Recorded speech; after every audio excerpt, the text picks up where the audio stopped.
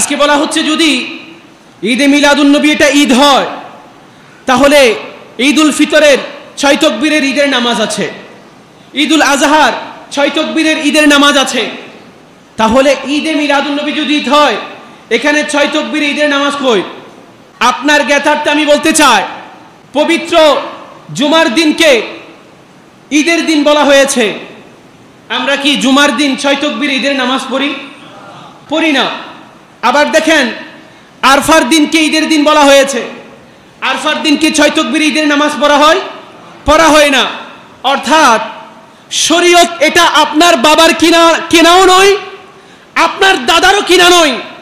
শরীয়ত না আপনার বাবার কিনা, না আপনার দাদার কিনা। আপনি যেমন বলবেন শরীয়ত তেমন হবে না। শরীয়ত উম্মতে মুহাম্মদের জন্য রাসূলে পাক যেভাবে এনেছেন সেভাবেই হবে। আপনার কথাই ঈদে মিলাদুন্নবীতে 6 তাকবীরের ঈদের নামাজ সংযুক্ত হবে। শরীয়তের মেজাজ আপনাকে বুঝতে হবে। ঈদ হলে যে 6 তাকবীরে ঈদের নামাজ আদায় করতে হবে, এটা কুরআন এবং হাদিসের কোন জায়গায় আছে যে ঈদ হলেই 6 তাকবীরের নামাজ আদায় করতে হবে? তাহলে জুমার দিন 6 তাকবীরের নামাজ কই? আরফার দিন 6 তাকবীরের ঈদের নামাজ কই?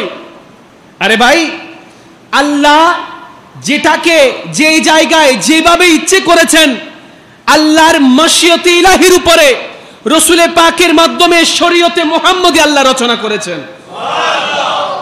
যদি ঈদে মিলাদুন্নবীতে 6 তাকবীরের নামাজ না থাকে, আপনার কি বলার আছে? শরীয়ত তো আপনার বাবার কিনাও না, আপনার দাদার কিনাও না। এটা শরীয়তের মেজাজ।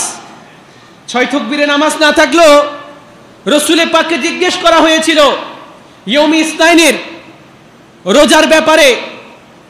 যখন রাসূলে পাককে জিজ্ঞেস করা হয়েছিল, ইয়া রাসূলুল্লাহ, আপনি বলেন যে সোমবারে আপনি কেন রোজা রাখেন? সহিহ মুসলিম শরীফের হাদিস, রাসূলে পাক বলেছিলেন ইয়ৌমা উলিদতু, সেদিন আমি দুনিয়ার বুকে শুভ আগমন করেছিলাম।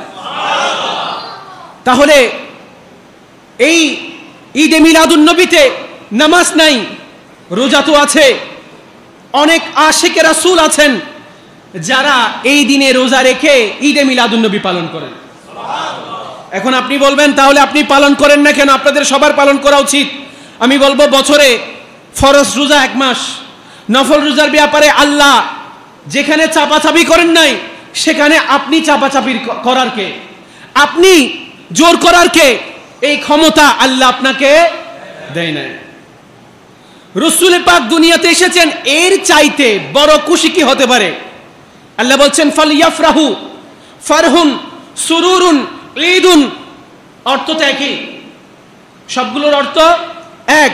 আল্লাহ কুরআনে খুশি উদযাপন করার কথা বলেছেন, তো খুশি মানে তুই ফালিয়াফরাহু মানে ঈদ উদযাপন করো।